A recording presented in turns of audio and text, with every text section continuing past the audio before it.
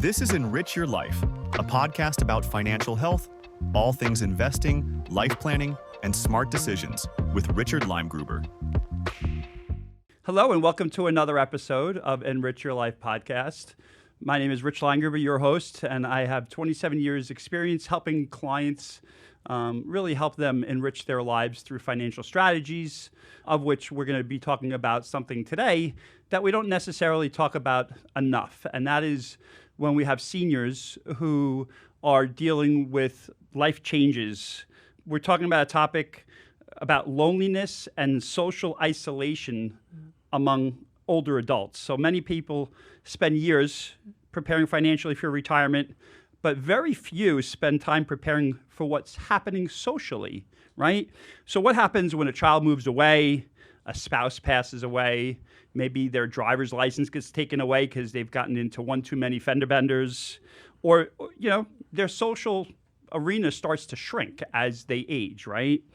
According to health experts, social isolation can have significant effects on physical, emotional, and cognitive health. There is an ample evidence that people of all ages are experiencing a decline in their social connections.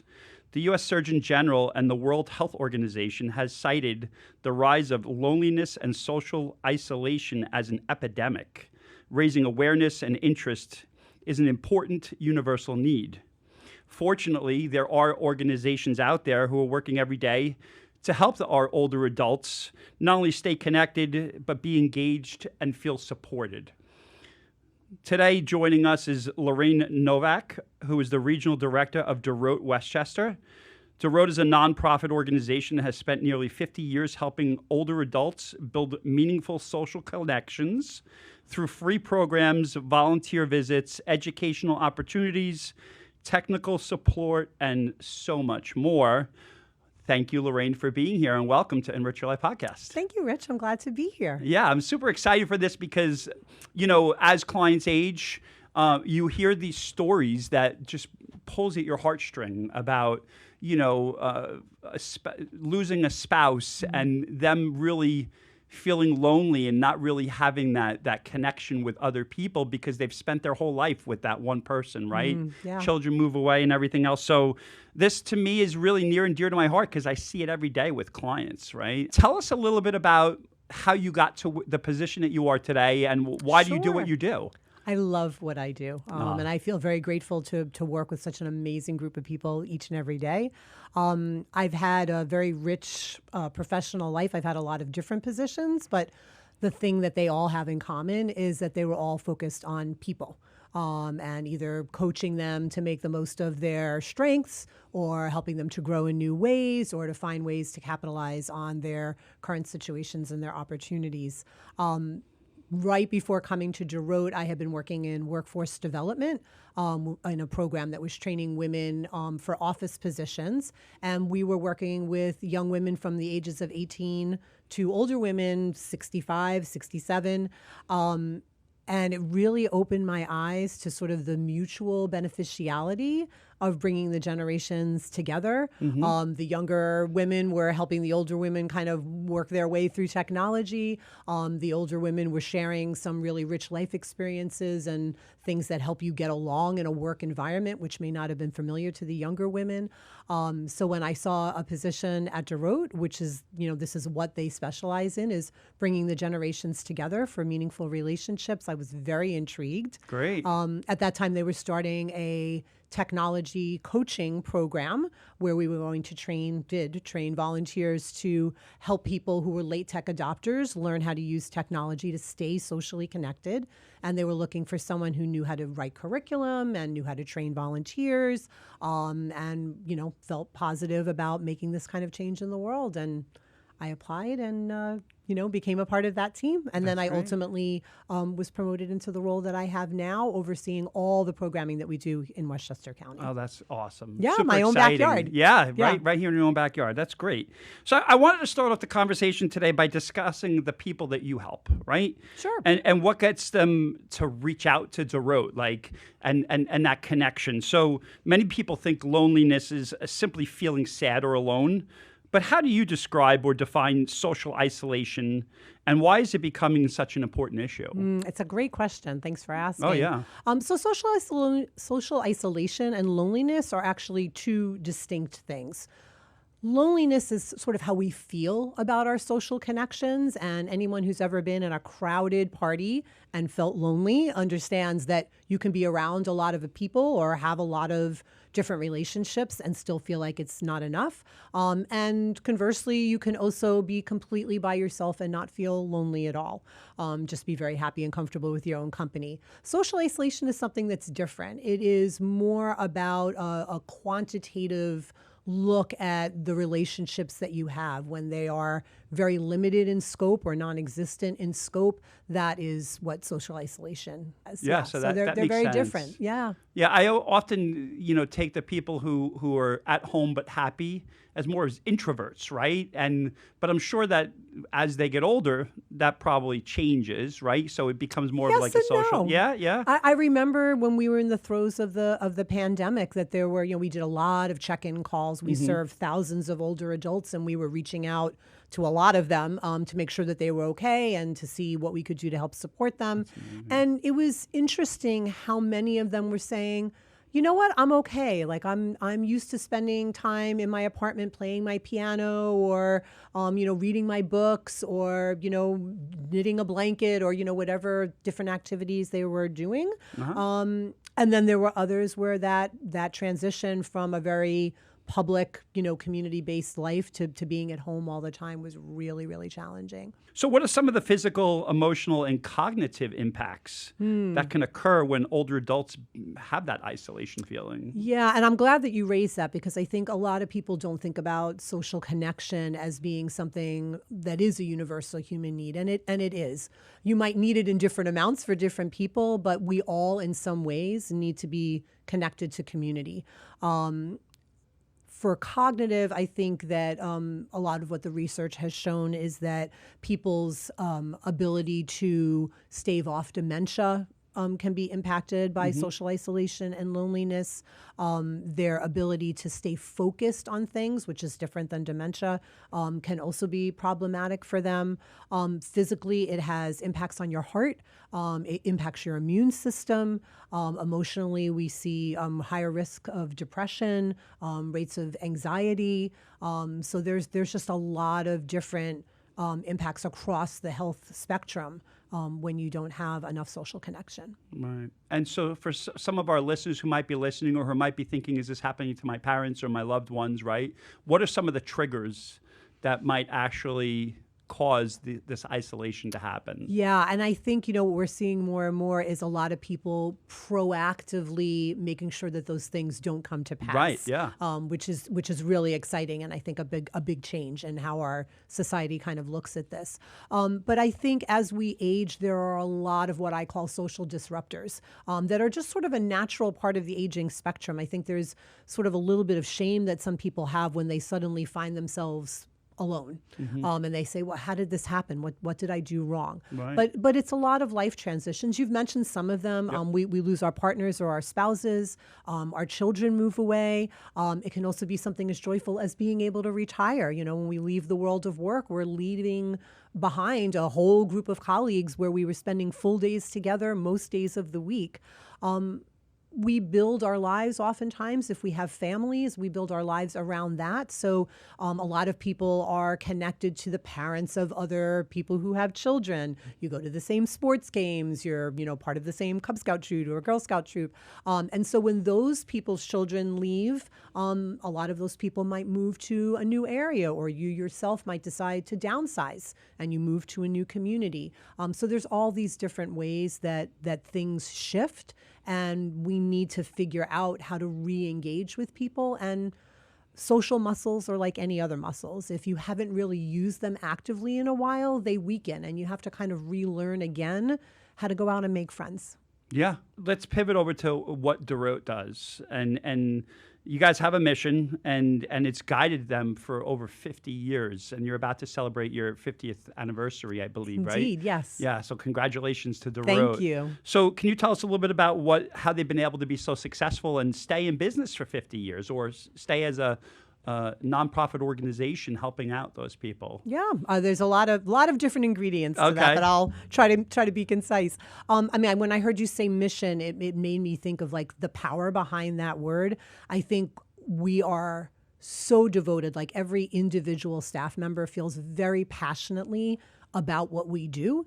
And I think that's something that sets us apart from a lot of other organizations. We were founded by a group of social workers. And so I think that social work approach is embedded in everything we do. We don't do case management. We're not, helping people, keep their lights on and bring home health aides, into their home and things like that. So we're not doing that aspect of social work. But social work is really predicated on meeting people where they are, recognizing the individuality of each person and their circumstances, and thinking about the building of human relationships. And so that social work foundation is really important to the work that we do. We are also an organization who started with Jewish roots and still hold on to our Jewish identity, even though we are proudly serving people from all walks of life, our volunteers, our staff, the older adults who come and join us, the teens who come and join us come from all sorts of backgrounds. But there is a Jewish communal value in bringing the generations together and sort of that mutual exchange of wisdom and life experience that's at the heart of our work. And why not bring faith into it? If somebody has a certain faith, share that faith, right? Sure. And share, and that brings people even closer in connection, I think. Even when people are of different faiths, yes, the fact that they have faith is a commonality. Sure.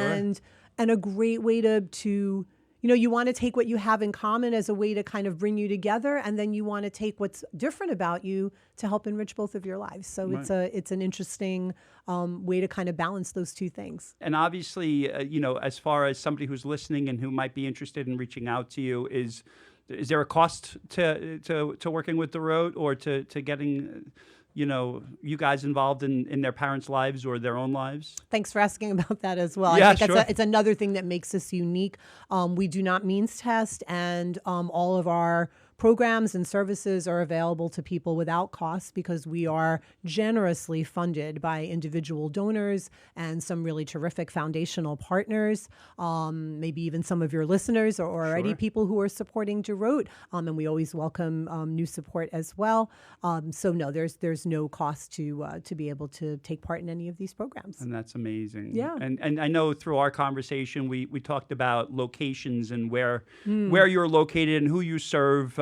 Is there a particular area that you focus on, or can anybody join, or? Anyone over the age of 60 can join. It depends on which program you're talking about. So our visiting programs, where our volunteers and our social workers are coming into the homes of older people, those have very specific catchment areas. Mm-hmm. In Westchester County, it's border to border. We serve everywhere. Right. In Manhattan, which is where our headquarter office is located on the Upper West Side, we service the Upper West Side area and the Upper East Side area. So from 14th Street to, I believe, 196th Street on the east side, and from 59th up to 125th on the west side. That's a huge area. It is a huge area. And Yes. then when you look at our other programs, the programs that take place in community spaces or online or even exclusively over the telephone, which we also do, those are being participated in from around the country. We have people from almost every state in our country that are regularly participating in our programming online. So you do offer like virtual media, like virtual. Indeed, yes. Yeah, a lot of times every single week. There's That's multiple programs every day. Perfect. Yeah. And then as far as where you hold your programs, if they are in person, where do you typically hold those? So a lot of our programming is held in our Manhattan office. We have a beautiful auditorium. We have concerts. We have film screenings. There's all sorts of activities happening in that building. Great. And in Westchester, we have a small office in White Plains. So we do some programming there. And then we partner with a lot of local organizations. And so we may host various programs at other kinds of sites. We try to get around to as many different neighborhoods as we can. So that, people don't have to travel as far as you mentioned. Sometimes transportation, particularly in Westchester, can be a big barrier to being able to get out into community. So some of the research that I did for this podcast was, as per the census.gov, roughly 30% of adults today in the United States aged 65 to 74 live alone in the U.S. That's scary. It's roughly 1 out of every 3. And breaking it down further, 33% of women live alone. And unfortunately, 22% of men. And I think that's because we die earlier, right? Unfortunately, yes. Yeah. So DeRote has a program that really sparked my interest called Aging Alone Together. And it's where, with people living longer, having fewer children, less family members to kind of visit. Can you tell us a little bit about that Aging Alone Together program that you guys offer? Yeah, it's a fabulous program, also offered, again, around the country. We offer this program virtually. We offer it in person in Manhattan. We offer it in person in Westchester. We do it at our own offices. We do it in community spaces. This is a program that's designed primarily for solo agers, but we define that very, very broadly. So it can be any person over the age of 60 who feels that they're going to have to manage at least some aspects of their aging on their own. So they might have a spouse, but they know that one of them is going to outlive the other, or they may have a spouse who's already, their health is declining or their cognitive ability is declining, and the balance of how they can take care of one another may not be equal. They may have some family, but the family is very busy, or the family lives far away, or they may not have any of those supports at all. Right. So primarily in these programs, we're doing 2 things. We are educating people on the information that they need to have a solid plan in place for all the different aspects of their aging. And those plans look different for everybody. People have different thoughts about how they want to age. They're coming in with different kinds of resources and perspectives. Their health is different. So it's not cookie cutter solution. It's not. It's designed for each person. Yeah, I think what we're focusing on is, here's the broad picture that you need to think about. And then how do you kind of narrow down what you individually would like to be able to do about those particular aspects? What kinds of things do you want in an advanced care directive? Where do you feel like you would like to live as you're aging? Do you want to continue to stay in your own home? Do you want to live independently but not in the home that you're currently in? Things of that nature. And then the other aspect of that is to build community among other people who are aging solo and aging with intention. And I think that is always the thing that sets DeRote apart, no matter what our programming is. Programming is a vehicle in which to bring people together and build the relationships. It's not just programming for the sake of having something nice to do for an hour or a week. Even Aging Alone Together, we're not presenting information that isn't available from another source. But the way that we're presenting it, the emotions that can come up when people have those kinds of conversations, and our ability to make space for those emotions and to give people the opportunity to talk about how it feels and not just simply take notes and say, yep, here's my checklist. This is what I need to do next. I think that's what makes the experience so different. And I think it's what allows people to start to know one another. They're sharing, intimate thoughts. They're sharing their vulnerabilities. And how can you not, begin to feel for one another and really get to know one another on a meaningful level when that's the focus of your conversation. Yeah, and that's what I was going to go with next. And one of the questions I had was, what surprises some of the participants after they've been through this, as far as the outcomes?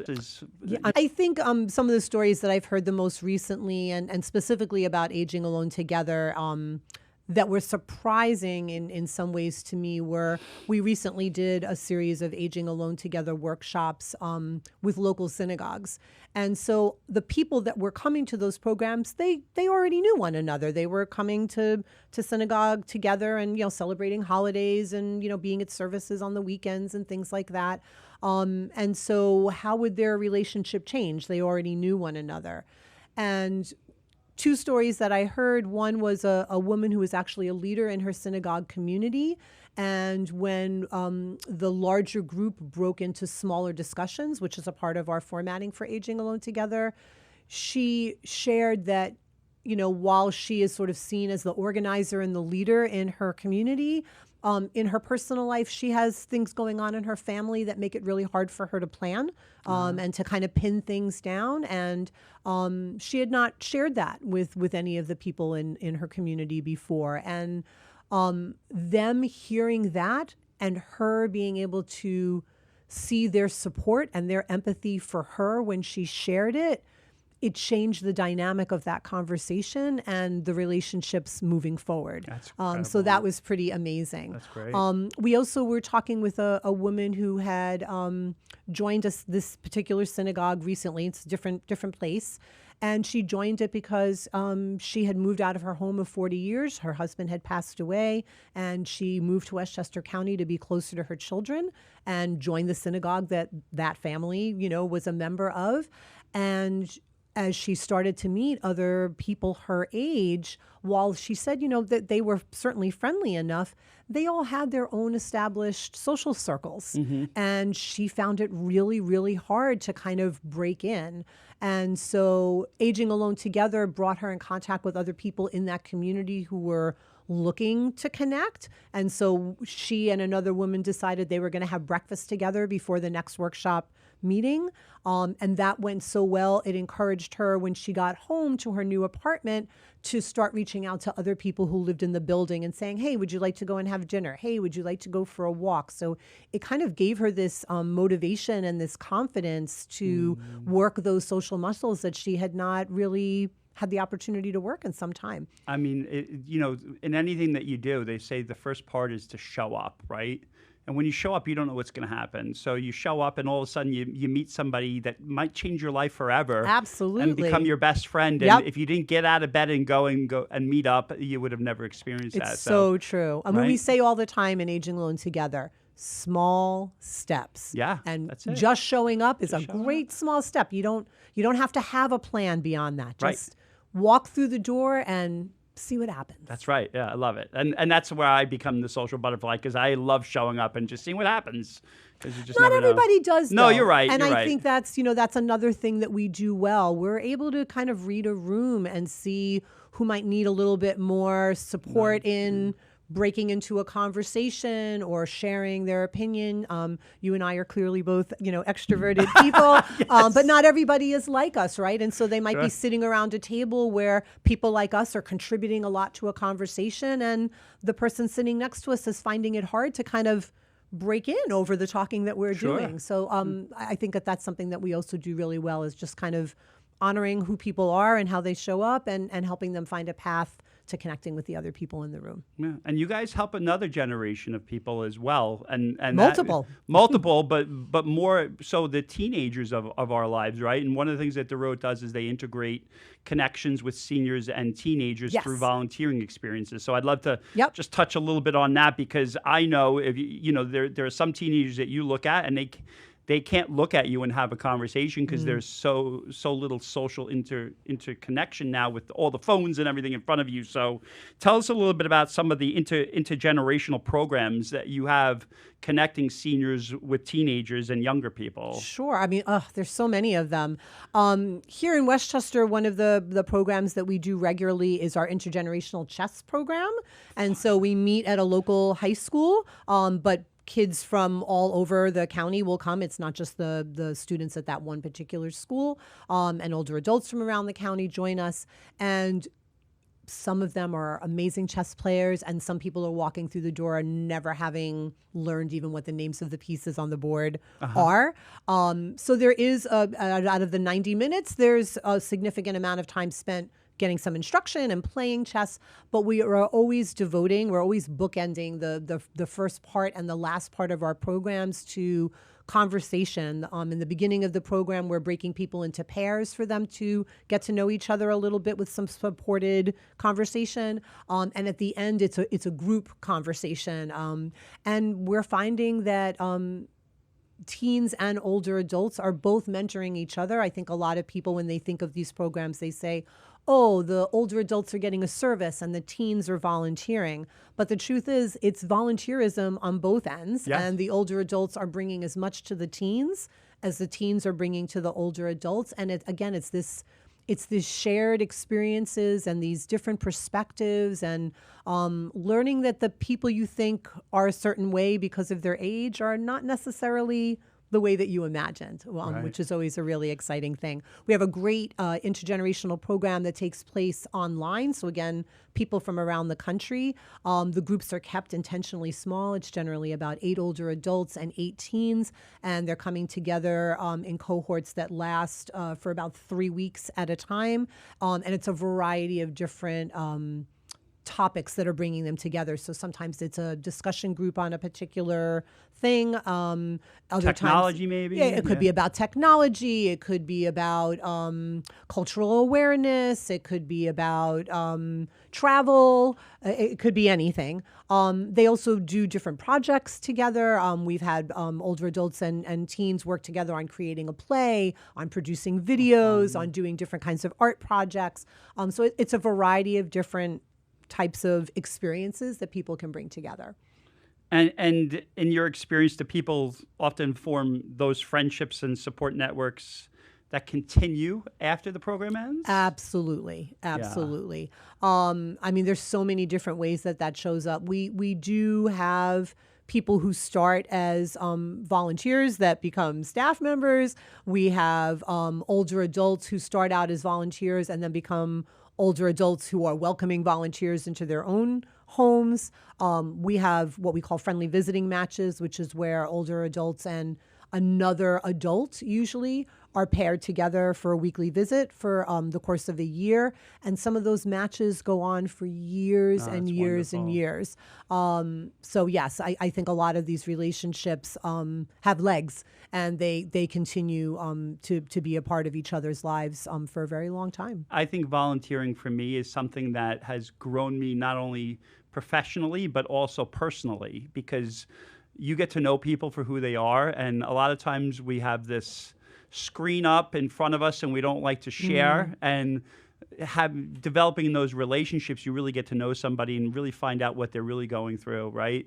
So I think volunteering is important. And I met a gentleman several years ago who defined it exactly what I truly do believe, which is there are 3 T's. If you have time, you can donate your time, right, and volunteer.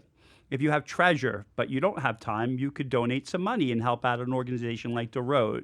And if you have talent, is the third one. If you have talent, but you don't have time, or you don't have money that you can donate your talent and be a leader. And I think of that all the time when I'm looking at young people and saying, hey, you have time, you should donate some of that, because it'll change their lives for the better, I think. Yeah. So I love the volunteering. So tell our listeners how somebody might be able to reach out to DeRote and what opportunities do they have to help volunteer, whether it's teenagers, Sure. seniors, anybody, right? Our website is a hub of information. Great. So I would say that's always a great place to start. And to kind of, piggyback on what you said, Rich, whether you're looking to donate your treasure, or whether you're looking to donate your time, or you're looking to just help somebody else make a connection, it's a great place to start. We have volunteer orientations every 2 weeks where you can come in and just get an overview of all the different ways that you might be able to engage with DeRote. Some people start off by just volunteering with us once a year. Other people jump in feet first, and they want to do something where they're volunteering on a weekly basis. And then there's things in between. So there's just a range of opportunities to meet different schedules, different interests, and different talents. Yeah. So let's talk about that website and how somebody can reach out. Yes, the website's very easy to remember. It's DeRoteUSA.org. DeRote is DOROT, USA.org. So now to have a couple of quick fun, what I call rapid fire questions. Okay. So Sock it to me. Yeah. What's one thing every adult over the age 60 should do to stay socially connected? Take risks. I think a lot of people don't want to put themselves out there. It's hard to break our routines and be with new people. Take those risks. Get out there. Yep. Great. What's the biggest misconception about aging? That things slow down as you age. I think that's not true. Yeah, people develop all sorts of new talents, new friendships, new experiences. Life stays rich even as you get older. That's great. Best piece of advice for someone whose parent is becoming isolated? first, kudos for paying attention. I think that's a really important thing for adult children to be paying attention to with their parents. Patience, and I would say again, those small steps. You can't take someone who's been out of socializing for a while and expect them to all of a sudden become a social butterfly because you gave them a phone number. With 13 things right. a week. Yeah, right. Yeah. No, I get that. And that would be something like I would try to do. Like, let's get them involved. But you're right. You got to take your time. Small steps. And act as a bridge. Spend a little time being with them as they're trying those new things. And then you can slowly start to pull back as they're building community elsewhere. So what's one word to describe DeRote? One word is hard. Can I take two? Yeah, go ahead. I'll give you 2 or 3. How's that? I'm going to say vital and vibrant. Vital and vibrant. Yeah, I think the work that we do for social connection is vital to not only individual health, but our community health, our country's health. And I think it's a vibrant community. There's a space for everybody, no matter how you walk through those doors. There is somebody there who has something in common with you, and everybody is welcome. That's wonderful. And you guys have an upcoming gala. It looks like it's going to be at the American Museum of Natural History in New York City. It is in November. In November. Can you tell us a little bit about it, or? Well, it's going to be a very special event, so we're not releasing too much information beforehand, but it will be on November 10th.